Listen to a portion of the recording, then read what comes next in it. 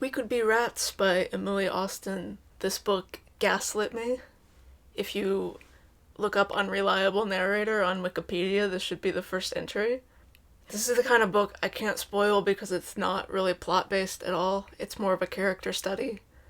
It's about these two sisters who grew up in a emotionally abusive household. Their parents fought a lot. They are not very well adjusted adults. The older sister Margaret has become a people pleaser. She's very walking on eggshells and ultra observant and aware of her surroundings because she always had to be prepared for her parents fighting. And the younger sister has sort of faded into escapism. She's very imaginative and irresponsible and suicidal. There's definitely trigger warnings for this. It's very much a book about depression, suicide, anxiety, trauma, drug use, abuse. The book opens with the younger sister, Sigrid, drafting suicide notes for her older sister, Margot, to find and edit and then disseminate to the rest of the family after they discover that Sigrid has killed herself. I guess I'll say spoilers that Sigrid doesn't actually die in this book. The suicide is not successful. But the unreliable narrator aspect, because these characters are both so kind of fucked in the head, I didn't trust a single thing any of these bitches said. At first, the unreliable narrator part's kind of cool. Sigrid. How do I explain this book, man? If you've read this book, you know. Sigrid. So Sigrid's writing these suicide notes, and she'll mention details and then be like, no, sorry, I lied. I wanted that to sound nicer than it was, or I wanted to give a better explanation for what I'm planning to do, or whatever. So at first you're like, oh, that's kind of cool. I really like unreliable narrators, actually, just as a concept. I don't read a lot of books with it. I've written a couple. It's definitely a fine line between interesting and annoying. At first this is interesting, and then the longer it went on, I was like, wait a second. At first I liked it, and then I kind of hated it, and then there's another twist in that vein that made me like it again. But then I was like, oh my god, it's happening again, and I got kind of tired of it. And there's a point about 60% of the way, 60 to 65% of the way through this book, I didn't trust a damn thing anyone said. I didn't know what was real. I didn't know what was happening. I didn't know if any of these people were real. They could all be fucking fake for all I knew. I'd given up any trust I had in any of these narrators. And that is the point where the book mostly turns truthful, actually. Which is kind of a breath of fresh air. I think that's good writing. I think hooking the reader back in right at the moment where you're really starting to lose them is necessary. And I think Emily Austin knew that and knew what she was doing and succeeded in her mission of fucking us in the head, but then letting us actually know mostly what the story was and giving it a cohesive through line that we could actually trust. So she knew her limits, Emily Austin. I respect that. I like the formatting of this book. It's very epistolary in parts. Again, the first half is Sigrid drafting suicide notes, which is a very interesting choice of format for a novel. Different than Emily Austin's other works, there's a lot of similarities between this and her other two books that I've read. The older sister, Margot, is like concerned with her neighbors and sort of paranoid about what her upstairs neighbors are doing, which is sort of reminiscent of the paranoid apartment shenanigans of Interesting Facts About Space, which was good. And there's Catholic guilt. I would chance a guess that Emily Austen was raised Catholic. Catholic guilt is a very big part of Everyone in This Room Will Someday Be Dead, which I think is my favorite Austen novel. It's definitely in this book as well. And there's also a moment where Sigrid says her name to someone and they mishear her name.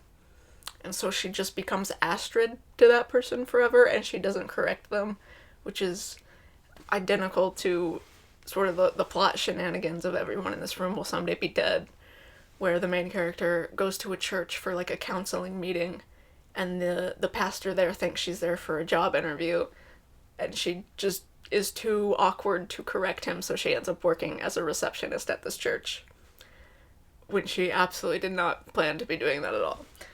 So there's definitely a cohesive Emily Austen style throughout all of her novels. There's also just very anxious, awkward people, lesbians. Sigrid is a lesbian, the older sister is not a lesbian, but Sigrid is, and her best friend is, and the girl who calls her Astrid is. Except that girl's not fucking real. She's not real, bro. So definitely an Emily Austen style. You could tell that Emily Austen wrote this. And I like that in an author. I do like this author. I'm gonna say this was my least favorite of her books. Because, one, I got taken for a fucking ride. Two, while I sort of like some of the cohesion in her repeated thematics, but they do sometimes, just a touch, feel sort of repetitive now. Like we're on a third book and it's kind of the same. There's also parallels with the narration style. It's very stream of consciousness. Again, this isn't a plot-heavy book. It's about the characters in their heads working through their emotions and how they view the world and how they came to be who they are and what they want to do in the future and how they plan to try to exist. So it's very heady. It's very internal. There's not that much external conflict. So again, I couldn't spoil this book if I tried. It's just about the journey. It's just about the journey, bro. It's about the climb. Another reason I didn't necessarily love this book as much as I loved Emily Austen's other books is because I did not like Sigrid. We're supposed to feel bad for her for the most part because she's suicidal and clearly in a bad place. But, she's dumb. I don't like her. She doesn't like herself either, which I understand because I didn't like her. There's one thing she does in this book that at first I thought was fake because, again, unreliable narrator. This was the first point. This reveal was the first point where I thought, oh, I don't like this, actually. I don't like this narration style. I guess it wasn't the style. It was, I don't like this narrator, and I don't trust them, and I don't know if this is real, and I hope it's not real. And then at first you think, oh, it isn't real, that didn't really happen, but then later in the book, the unreliable narratorness swaps again, and then you're like, wait, was some of that stuff in the beginning actually reliable? Like, did that actually happen? So then the narration is less unreliable than you think it was, which actually makes it more unreliable, in a way. Very fuck with your head novel. But anyway, she does something, like, pretty atrocious in my eyes, in most people's eyes. And she feels bad about it. And she, she sort of apologizes for it and doesn't feel good about it. But, like, she knew the consequences. Going into it, she knew the potential terrible outcomes of it, and she did it anyway. So, I don't like her. I don't respect her. I don't think she's smart. I'm not really rooting for her. I don't want her to kill herself. Definitely, I was glad that she did not actually die. But I don't think she grows that much. I think the older sister does have some growth moments. Because it's really about these two sisters finding their way to each other. They've never been close. They're very different personalities. And so they sort of bond in little ways, but not in any very external, emotional admittance way. They don't talk about their feelings. They don't, like, talk about how much they love each other and how great their sister is. They don't really get along or understand each other very well. And so this is a book about how they sort of come to understand each other better. A little bit. I guess you get that at the end, but you get that at the end, but you don't get really either of them changing. I feel like Margaret's changed. I feel like she understands her sister a lot better. She's the one who's meant to be reading the drafts of these suicide notes and, like, hearing the inner machinations of her sister's mind really for the first time. And there's a plot about how she's reading Sigrid's diary as well. So she comes to understand Sigrid, but I don't feel that Sigrid really comes to understand Margaret that well. I don't think she comes to understand herself that well. Because again, she feels bad about what she did and some of the things she's done, but she's also like, she doesn't necessarily take accountability for her actions. She kind of gets in her head and goes on about how she doesn't want to believe that people are truly evil. She thinks even, like, the terrible politicians in her town who are, like, objectively causing harm, she doesn't want to think of them as inherently evil people. And she doesn't want to think of herself that way. And she thinks that if there's just truly evil people, then that means she can be a truly evil person. And she doesn't want to be a truly evil person. She doesn't see herself that way. She doesn't want to cause harm. But she has, and she doesn't take any actionable steps to necessarily rectify that harm or, like, prevent herself from doing it in the future. I don't think she would make the exact same mistake. I'm not gonna spoil, like, that plot point, but it's like, I don't know, it kind of feels like she's copping out of accountability because, oh, she didn't have bad intentions. She just knew the consequences and did it anyway. Stupid. Didn't like her. So I don't think she grew enough.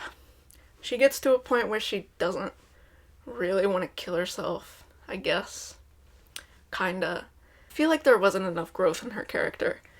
And I feel like some of that is because of the structure of the book. I think the main journey of this book, it's not the character's journey, it's the reader's journey of trying to figure out what the fuck is actually happening. So the characters kind of get swept under the rug in terms of personal growth and progress. I think a bit. But it's also like one of those open-ended novels where you're like, they'll work on it in the future. I mean, this doesn't have, like, a terribly unhappy ending. But it also doesn't have, like, a happy and everyone turned out okay ending. It's just, like, an ending. I don't know. I would have liked to see a bit more character development, especially from Sigrid. I think Margit gets some, because she has a plot about her upstairs neighbors fighting like her parents did. And when her parents fought, she would just, like, avoid it and walk on eggshells and try to soothe everybody and smooth things over, and you know what I mean. We know people like this. It's a very realistic depiction, I think, of how two different people can respond differently to the same stimuli, and how trauma can shape people differently. I do think these are interesting characters, but I was saying, I think Margaret grows. So there's action she didn't take as a child when her parents are fighting, and then as an adult, when she hears her neighbors fighting, she does eventually take action and actually try to help and do something. So I do think these were realistic characters. I do think they're very interesting. It's an interesting character study. They're very complex. I could see some people really relating to these characters. I did not. Margaret's okay. I didn't hate Margaret. I just hated Sigrid. But yeah, I didn't personally feel an impact from the story, but I think a lot of people could, especially if they grew up in that environment or maybe struggled with suicidal ideation. I have not. I covered all my notes. I'm doing great. I think that's all I had to say. I gave this 4 stars. Both of Emily Austen's other books, I believe I gave 5 stars. Interesting facts about space, I kind of waffled between 4 and 5, so maybe everyone in this room will someday be dead as a 5. Interesting facts about space is a 4.5. And We Could Be Rats is like a 4 for me. I still enjoyed it. I still think it was a pretty good book. I like Emily Austen's writing style. I think there's some nice prose and nice lines. I think she has a distinct voice in the literary canon of today.